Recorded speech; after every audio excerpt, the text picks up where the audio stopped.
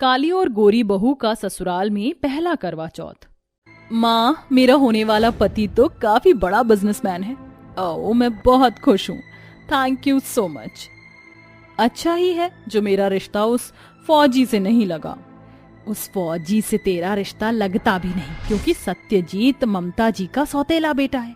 तो वो अपने सगे बेटे के लिए ही तो चांद ढूंढती, सौतेले के लिए तो दाग भी सही ही होता है।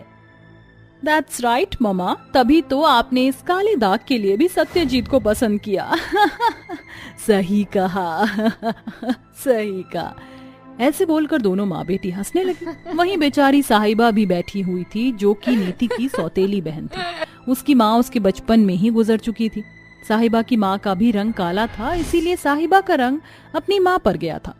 लेकिन दोनों सौतेली और गोरी माँ बेटियां हमेशा साहिबा को उसके रंग का ताना देती रहती थी। हे कल्लो, जरा जल्दी जल्दी हाथ चला, वरना एक दूंगी ना गाल पर झापड़, तो तेरा मामला बिल्कुल सेट हो जाएगा। ऐसे ही रोजाना अपने जेल जैसे घर में घुट घुट कर किसी तरह से साहिबा का समय बीत गया और अब दोनों ही बहनों की शादी हो चुकी थी। लेकिन साहिबा के ससुराल में भी ज्यादा कुछ नहीं बदला था। अच्छा साहिबा, अब मैं चलता हूँ। मैं बस तुम्हारी वजह से 10 दिन यहाँ रुक भी गया, वरना 10 दिन की छुट्टी बॉर्डर से मिलना बहुत मुश्किल होता है। ये 10 दिन अब बस मुझे चंद लम्हों के बराबर लग रहे हैं। सत्यजीत जी, आप मुझसे मिलने जल्दी ही आना, मैं आपका इंतजार करूंगी। जरूर। सत्यजीत अपनी बीवी की तरफ मुस्कुराया और फिर अपनी माँ और बाप के गले मिलकर वो वापस बॉर्डर की तरफ ही निकल गया। जाते वक्त सत्यजीत की आंखों में आंसू थे, लेकिन एक जवान इन आंसुओं को हमेशा अपने अंदर ही रखता है। सत्यजीत ने भी पलट कर नहीं देखा और वो सीधा अपनी राह निकल गया। अच्छा ही है जो चला गया। इन 10 दिनों में इसके यहाँ रहने से मेरी छाती पर कितना बोझ बन रहा था, ये बस मुझे ही पता है। अच्छा है कि दफा हुआ। अपनी सास की बात सुनकर साहिबा चौंक गई। सासू माँ, सत्यजीत जी आपके बेटे हैं और आप उनके बारे में ऐसे? सौतेला है, समझी? जैसे तू अपनी माँ की छाती पर बोझ थी, ठीक वैसे ही ये भी है। अब ऐसे मेरे मुंह को मत ताक, समझी? और जल्दी जल्दी काम निपटा। ये दुनिया कितनी मतलबी है। हाँ है, क्योंकि ये दुनिया है मिस, कोई फेरी टेल नहीं जो इसमें सब कुछ खूबसूरत होगा। अब ऐसे सभी के मुंह मत देखो, और मुझे बड़ी जोर की भूख लग रही है, तो तुम जल्दी से खाना बनाओ। बेचारी साहिबा मजबूर थी कि अब आखिर वो क्या करे। उसका पति भी अब उसके पास नहीं था जो उसका साथ देता। इसीलिए बेचारी साहिबा बस वैसे ही करती रहती थी जैसे जैसे उसकी सास और नीति उसे बोलते रहते थे। ओ गॉश, सासू माँ, देखो इस काली ने आपका कितना एक्सपेंसिव फ्लावर पॉट तोड़ दिया है। अरे काली माई, देख कर काम नहीं कर सकती क्या? आंखें फूट गई हैं? हे भगवान, मेरा गुलदस्ता। ए काली, तोड़ना था तो अपने हाथ पांव तोड़ती, मेरा गुलदस्ता क्यों तोड़ा? ममता ने साहिबा को बहुत सुनाया और साथ ही उसने उससे उस फ्लावर पॉट के पैसे भी वसूले। बेचारी साहिबा की जिंदगी न मायके और ना ही ससुराल कहीं पर भी अच्छी नहीं कट रही थी। ऐसे ही दिन बीत रहे थे और अब दोनों ही बहुएं प्रेग्नेंट हो चुकी थी। प्रेगनेंसी की हालत में ममता नीति का तो बहुत ज्यादा ख्याल रख रही थी, लेकिन बेचारी साहिबा का ख्याल रखने वाला कोई नहीं था। अरे काली, जा नीति के लिए खट्टी चटनी बना कर ला। माँ जी, अभी मुझे चक्कर आ रहे हैं। मैं तुझसे पूछ नहीं रही हूँ, समझी? जा जल्दी ला। साहिबा को तबीयत खराब में भी अपनी देवरानी की सेवा करनी पड़ी। बेचारी का कोई भी ना होने की वजह से सभी साहिबा को पैर की जूती की तरह समझ रहे थे। धीरे धीरे ऐसे ही समय बीतता गया और अब करवा चौथ आ चुका था। नीति, ममता और साहिबा सभी ने यह खास व्रत रखा था। इस दिन सभी के पति उनके साथ होंगे। सिर्फ यहाँ मैं ही एक ऐसी हूँ जो बिन पति के करवा चौथ मनाऊंगी। लेकिन कोई नहीं, मेरे पति अपने वतन के लिए मुझसे दूर हैं, तो मैं ज्यादा दुखी नहीं हूँ। मैं वीडियो कॉल करके एक नए तरीके से अपना व्रत खोलूंगी। साहिबा बेचारी बुझे मन से ही व्रत रखकर घर के कामों में लग गई। वो काफी उत्सुक भी थी अपने पति के साथ एक नए तरीके से करवा चौथ मनाने के लिए। एक तरफ साहिबा उत्सुक हो रही थी, तो वहीं दूसरी ओर बॉर्डर पर, भाई आज तो तुम्हारी पत्नी ने करवा चौथ का व्रत रखा होगा। अब तो करवा चौथ माता तुम्हारी उम्र को लंबी कर देंगे, वही तुम्हारे ही मजे हैं। फिक्र मत कर, एक दिन तुझे भी कोई व्रत रखने वाली मिल ही जाएगी। सभी ऐसे ही हंसी मजाक करते हुए बातें कर रहे थे कि तभी अचानक बॉर्डर पर कुछ बदमाशों ने हल्ला बोल दिया। जवानों सभी सावधान हो जाओ, कुछ बदमाश आ! वो फौजी बस ऐसे ही बोल रहा था कि तभी एक बदमाश ने पीछे से उसे गोली मार दी। सारे फौजी बंदूक उठाकर तैयार हो गए और बॉर्डर पर जंग छिड़ गई। संभल कर कर्नल साहब। सत्यजीत ने भागकर जल्दी से अपने कर्नल को बचाया, लेकिन इस सब के बीच उसके दिल में गोली लग गई और कुछ ही सेकंड में सत्यजीत की आंखें बंद हो गई। फौजियों ने तो उन बदमाशों की टीम को कुछ देर बाद पकड़ लिया, लेकिन काफी सारे फौजी इस अचानक की लड़ाई में मारे गए। करवा चौथ का व्रत खोलने का समय हो चुका था। बेचारी साहिबा बार बार सत्यजीत को फोन मिला रही थी, लेकिन कोई फोन नहीं उठा रहा था। और वहीं दूसरी ओर छत पर ममता की सास और नीति अपने अपने सुहागों के लिए व्रत खोल रही थी। चलिए जी, जल्दी से पानी पिला दीजिए। जरूर, ये लो भाग्यवान।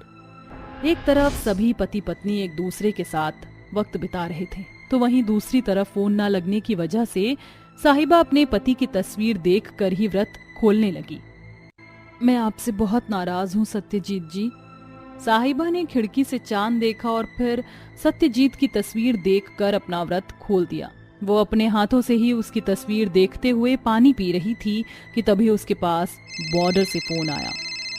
हेलो जी, क्या ये अमर शहीद सत्यजीत का घर है? जी। आपके पति को हम सलामी देते हैं। हम जल्द ही उनके शव को आप तक पहुंचा देंगे। ये बात सुनते ही साहिबा के पैरों तले जमीन खिसक गई और वो चिल्ला चिल्ला कर रोने लगी। उसकी आवाज सुनकर सभी घर वाले जल्दी से नीचे आए। बेचारी साहिबा बहुत जोर जोर से रो रही थी। अरे क्या हुआ तुझे अचानक? बोल भी। सासू माँ, सासू माँ, सब खत्म हो गया। साहिबा ने रोते रोते सभी को पूरी बात बताई। अब सभी को अपने बुरे बर्ताव पर पछतावा हो रहा था। बहुत तो ज्यादा मत रो, मेरा बेटा अपने देश के लिए शहीद हुआ है। तू शांत हो जा।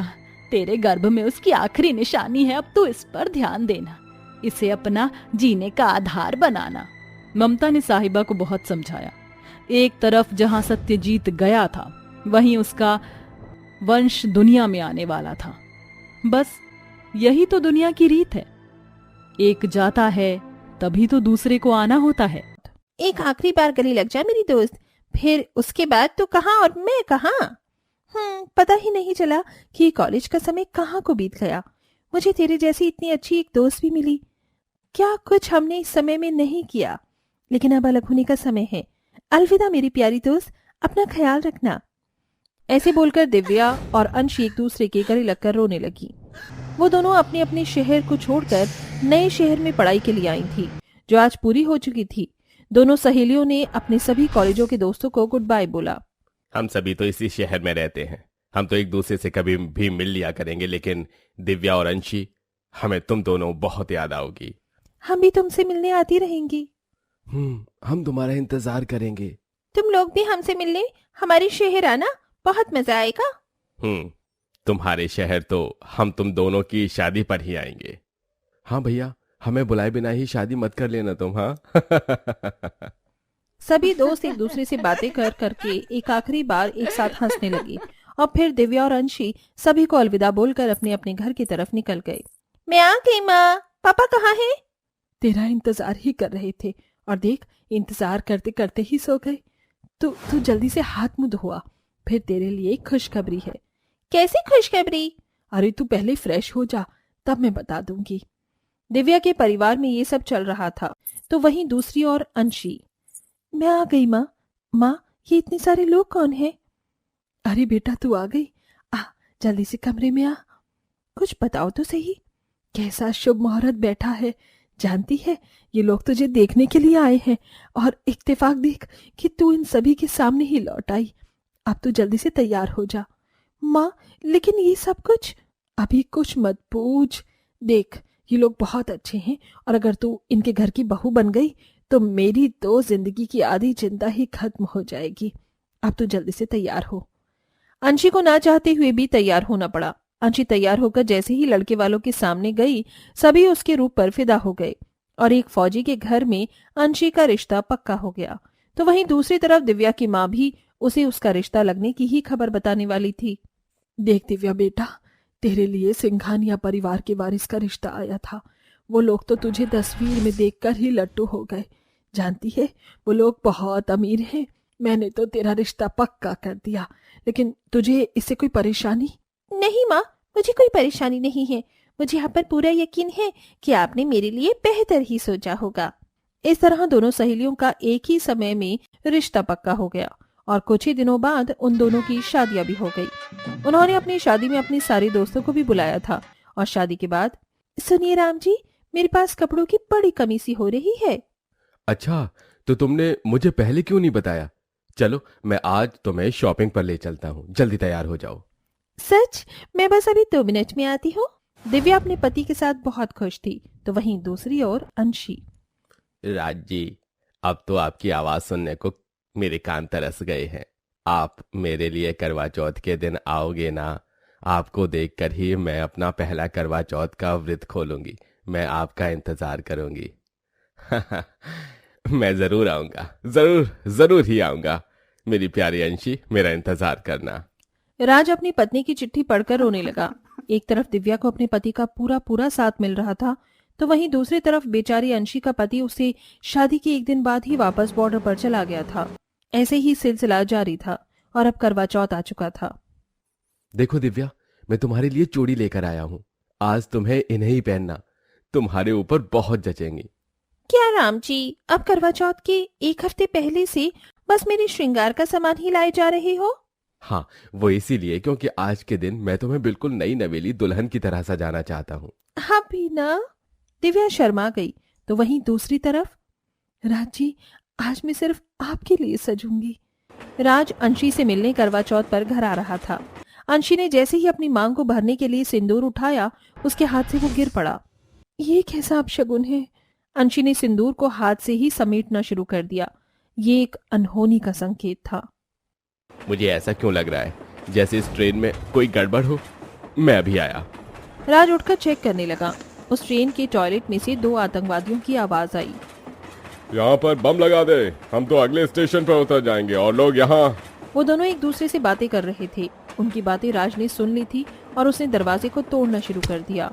टीम, जल्दी यहाँ रूम नंबर 3 के बाथरूम में आओ, यहाँ कुछ आतंकवादी हैं। राज सभी को इन्फॉर्म करते हुए दरवाजे को तोड़ने लगा और उसने कुछ ही देर में दरवाजे को तोड़ भी दिया। तुम दोनों अब नहीं बचोगे। कौन है तू? निकल जा वरना। उन आतंकवादियों ने राज को धक्का मारा। तुम्हारी ये मजाल।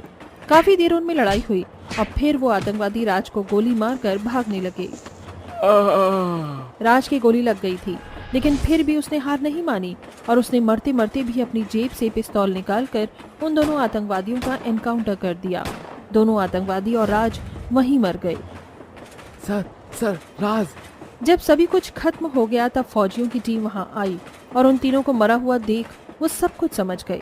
फौजियों ने राज को सलामी दी। रात हो चुकी थी और चांद भी निकल आया था। सभी सुहागनें अपने अपने चांद को छलनी में देखकर अपना व्रत खोल रही थीं। राम जी, ये लो पानी पियो। आज तुम इसी चांद की तरह ही खूबसूरत लग रही हो। आप भी ना। एक तरफ दिव्या, जो कि एक आम बहू थी, अपने पति के साथ खुशी खुशी करवा चौथ मना रही थी, तो वहीं दूसरी ओर, ये राजी फोन क्यों नहीं? अभी ऐसे बोल ही रही थी कि तभी दरवाजे से उसने कुछ फौजियों को अंदर आते देखा, जो एक ताबूत को अपनी साथ ला रहे थे। ये सब? अंशी का दिल घबराने लगा और उसने जैसे ही उस ताबूत के करीब जाकर उसे देखा, उसमें राज का शव तिरंगे में लिपटा हुआ पड़ा था। नहीं नहीं, ये मेरे राजी नहीं है। ये हो ही नहीं सकता। आपके पति ने अपने देश के लोगों को बचाने के लिए अपनी जान दे दी। हम उनकी हिम्मत को सलामी देते हैं। ऐसे बोलकर वो फौजी पीछे हट गए। अंशी और उसके घर वाले जोर जोर से रोने लगे। राजी, देखिए, मैं तो आपकी लंबी उम्र के लिए आज सुबह से भूखी प्यासी हूँ और आप। फौजी बेचारी अंशी को देख देख कर बड़े दुखी हो रहे थे। उसने करवा चौथ के दिन अपना सुहाग खोया था। ये अंतर था एक आम और एक फौजी बहू के करवा चौथ में। ना जाने दुनिया में कितनी ऐसी फौजी औरतें होंगी जो अंशी की ही तरह अपने सुहाग को खो देती हैं। ऐसी फौजी बहुओं के लिए एक लाइक तो बनता है।